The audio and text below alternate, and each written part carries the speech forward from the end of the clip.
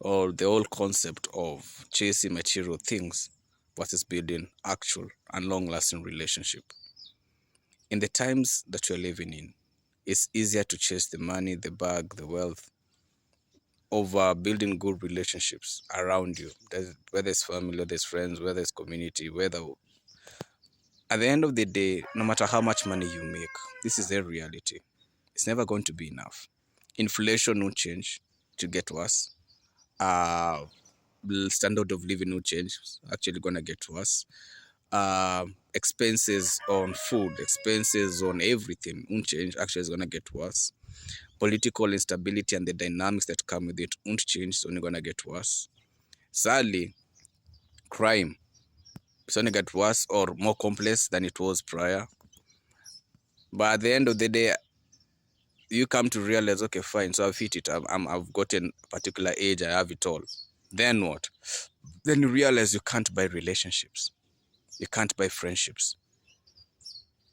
You can buy your place to get things, fine, from people who desire that type of life, but you can't buy genuine, authentic friendships, relationships, networks.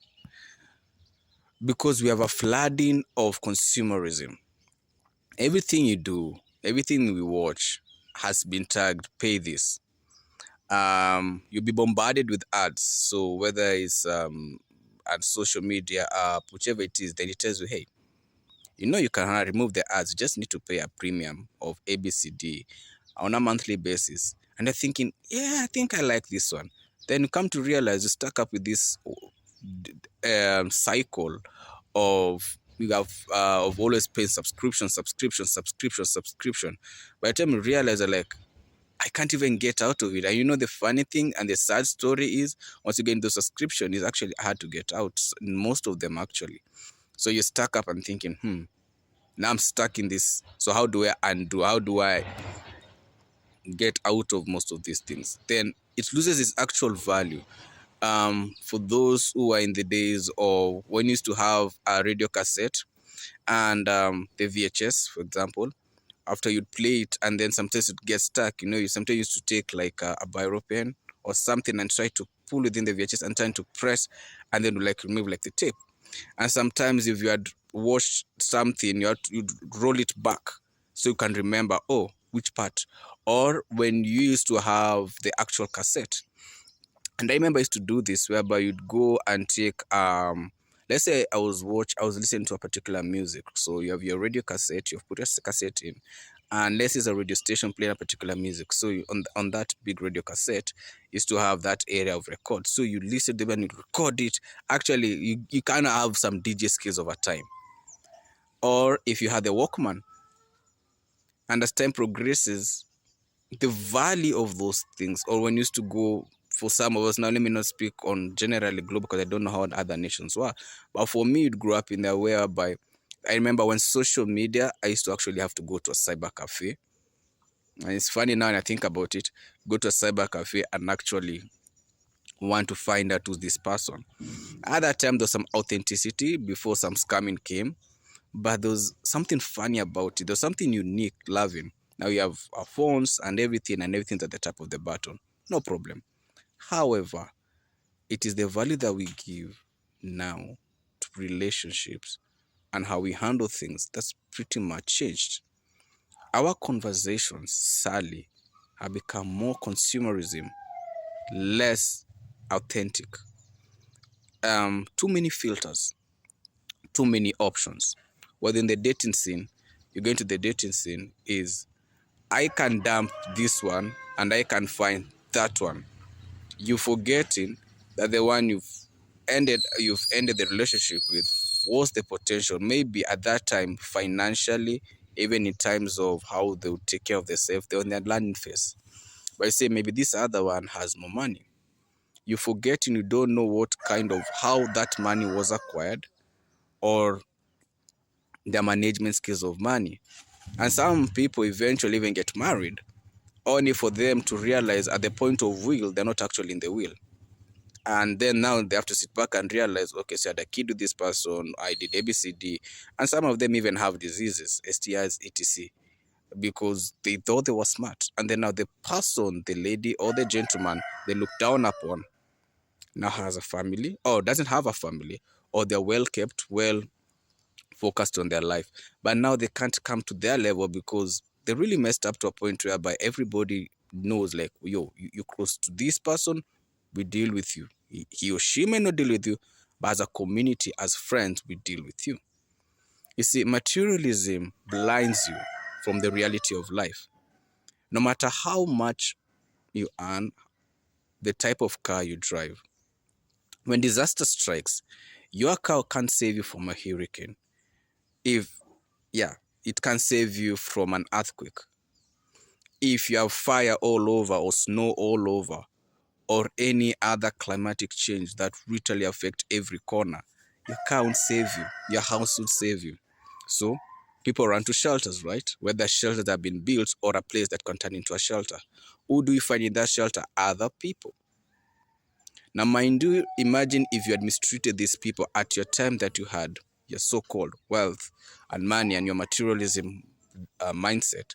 These people now see you and they look at you and thinking, no, you better off losing on that other end, but we're not housing you here. We have people who actually need help. We don't need you. The thing is, many people who chase materialism, they have a PhD in burning actual bridges. No, not the literal bridges, but relationships and networks which could have helped them reach. Everyone right now is like a content creator, but who are watching the limits of what type of content. Now, what do I mean? You may be exposing some things about someone close to you who didn't know. For example, even nowadays, I do fear even engaging even the simple conversation with someone because I'm afraid that I might end up my words and even my name tagged into some podcast, into something, so that someone can get viewership and everybody will have the wow factor or the woo factor. And I'm thinking, I'm very exclusive of just being introverted and just keeping to myself. I'm very cautious with words I utter and conversations I have because you really never know who the other person's gonna do, because everybody wants to be the new ish or the new ish in the game. Um, Everyone is running to have, so most people, let me say most people running to have their 1,000 followers, their 20,000 followers. And I always say this with all due respect, that let's take one follower out of your 1,000. This one follower could be a good person or a bad person. Let's call them a bad person. It could be a perv. It could be someone with a perverted mindset, someone with some weird, creepy, kind of weird vibe. They could be your supporter in your following, but they could be the potential danger to your own life and your own future and the things that you do. People are creepy out here. I recall one time in LinkedIn, I was very naive and I'd posted to just my name and where I worked. And yeah, in a dam where I'd put the like location, the LinkedIn put the location, I put it. I was very naive on that. So one day I see a click, I see a face of a chick. I only see one side of it. I only see one eye, one part of the lip. And I tell my colleague, hey man, you see this hot chick? But we can't see this. She had that, that wow for that mystery. That happened around 7, I think it was 8 a.m. 7:30 a.m., 8 a.m. 10 a.m., I'm called at the reception. I'm told that, Norris, there's a chick at the reception. And she's very specific. She says, "You want to speak to Norris Mainge Muinde." I'm thinking, hold up. Who knows my name in 3? Who can call me in 3 names? Not even my own parents. So I walk to this place and I see this lady and I don't know her. And mid into the conversation, tell me, "Oh, sorry, you don't know me. I don't know you, but I'm here to see you." And I saw your face and I'm like, I'll never forget. For that 1 month, I was looking over my shoulder because I was thinking, who is this person?